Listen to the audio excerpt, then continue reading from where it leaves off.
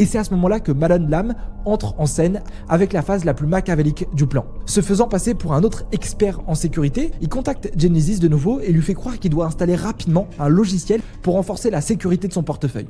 Malone lui envoie un lien vers un programme appelé AnyDesk, mais qui lui est présenté comme un outil de protection avancé.